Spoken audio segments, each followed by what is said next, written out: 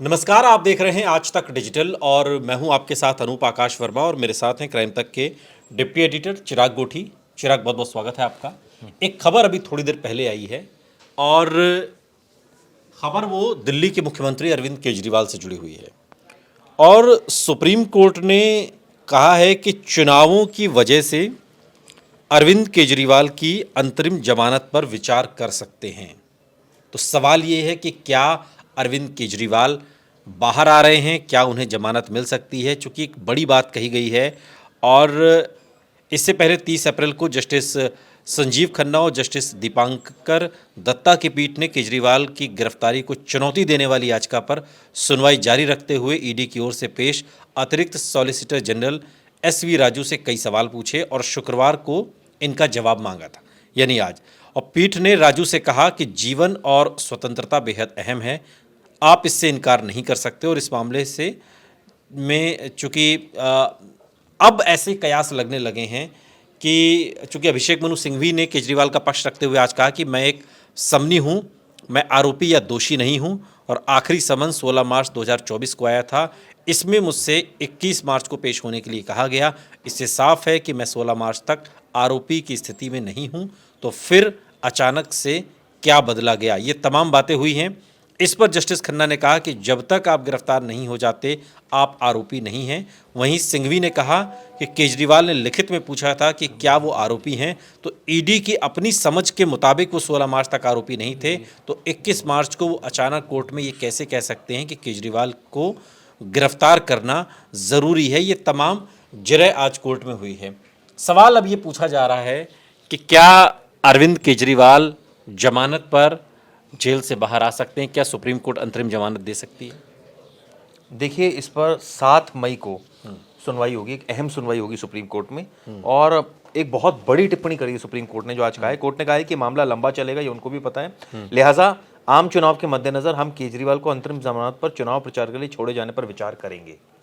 मतलब ये बहुत स्पष्ट कर दिया है सुप्रीम कोर्ट ने कि वो आने वाले वक्त में अंतरिम जमानत देने जा रहे हैं अरविंद केजरीवाल को।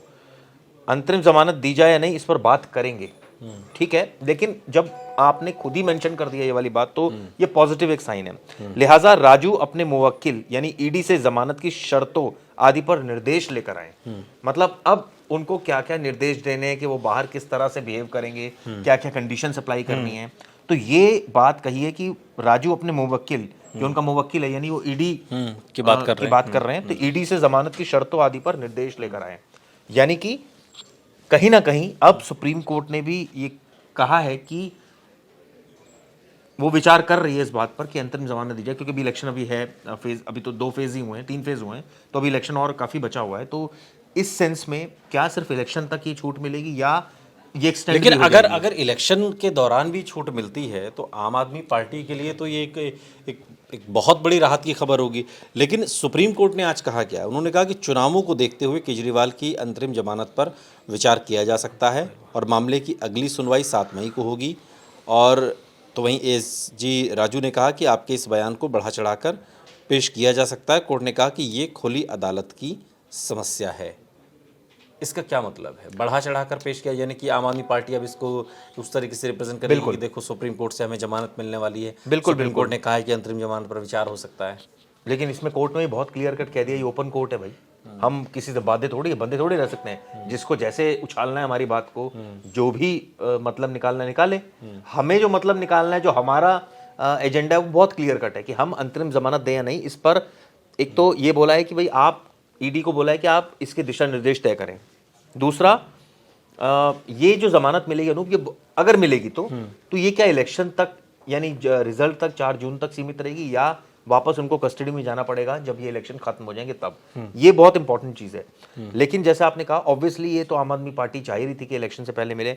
तो ये एक अंतरिम जमानत जब किसी भी आरोपी को दी जाती है और अगर वो जमानत की कंडीशंस को फुलफिल करता है, फॉलो करता है, कोई ऐसा एजेंसी लिख कर देती है कि कोई दिक्कत नहीं आई, इसने कोई गवाहों को प्रभावित नहीं किया, कोई मिसयूज नहीं किया लिबर्टी का, तो एक बहुत बड़ा आधार बनता है आगे नियमित जमानत के लिए।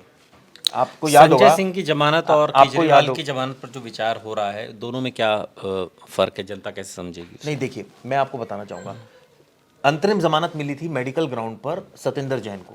अच्छा। मेडिकल इश्यूज पर मिली थी कि उनको दिक्कत थी, तो काफ़ी टाइम तक वो बाहर रहे जेल से, करीब करीब 3-4 महीने बाहर रहे। लेकिन चूंकि जब रिपोर्ट आ गई वो ठीक हुए, तब उनकी अंतरिम जमानत कैंसिल की गई, उनको वापस भेजा गया। तो अंतरिम जमानत तो एक पर्टिकुलरली टाइम फ्रेम बाउंड होती है। लेकिन ठीक है। अगर आपने उसमें ये इंटरप्रिटेशन होती है कि अगर आपने उसमें ढंग से बिहेव किया तो नेचुरली एजेंसी आपके खिलाफ कुछ बोल नहीं सकती। और ऐसे में बिहेव किया, अगर केजरीवाल बाहर आएंगे तो राजनीति तो राजनीति करेगा ना। यही बात है। आप राजनीति करेंगे लेकिन आप अपने केस से रिलेटेड कोई बात नहीं करेंगे, आप सिर्फ चुनाव प्रचार करेंगे, आप अपनी पार्टी को आप गवाहों को प्रभावित नहीं करेंगे, आप इन्वेस्टिगेशन को हैम्पर नहीं करेंगे। अगर ये सारी कंडीशन आप फुलफिल कर रहे हैं, इसका मतलब ये है कि कोर्ट भी ये कंसिडरेशन में सोचता है कि भाई आपको अगर हमने बेल दी तो आपने उसको रिस्पेक्ट किया, उसको फुलफिल की प्रॉपर तरीके से, तो आगे एक नियमित जमानत का आधार बनता है। ये मैं बहुत क्लियर कट बताऊं, क्योंकि ऐसे केसेस में हमने कई केसेस ऐसे देखे हैं जिसमें कि इंटरिम बेल के बाद रेगुलर बेल भी मिल गई। क्यों? क्योंकि उसने एक अच्छा बिहेव किया, पहली बात। दूसरी बात, शुरुआत से ही जो केजरीवाल के वकील मनु सिंघवी को हम लगातार सुन रहे हैं, लोअर कोर्ट से लेकर हाई कोर्ट, सुप्रीम कोर्ट में वो अपनी दलीलें दे रहे हैं, उनका साफ साफ कहना है कि उनको बयानों के आधार पर अरेस्ट किया गया है, कोई स्पेसिफिक एलिगेशन जो है वो एविडेंस नहीं है। हालांकि हाई कोर्ट ने तो इसमें बहुत टिप्पणी, कावेरी ववेजा ने बहुत क्लियर कट कहा था कि सबूत हैं केजरीवाल के खिलाफ।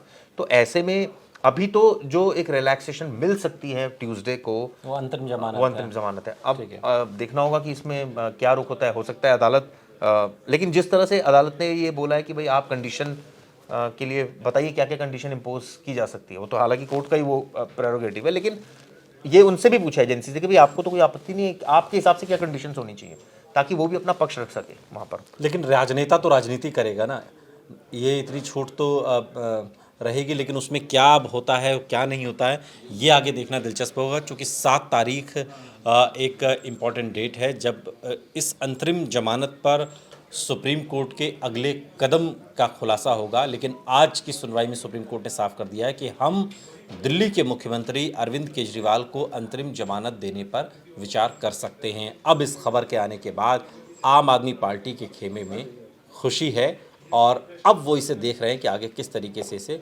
दिल्ली इलेक्शन को लेकर भी कैश किया जाए। बहुत बहुत शुक्रिया चिराग इस तमाम जानकारी के लिए आपका। यहाँ रुक रहे हैं लेकिन आप कहीं जाइएगा नहीं, बने रहिए हमारे साथ, देखते रहिए आज तक डिजिटल।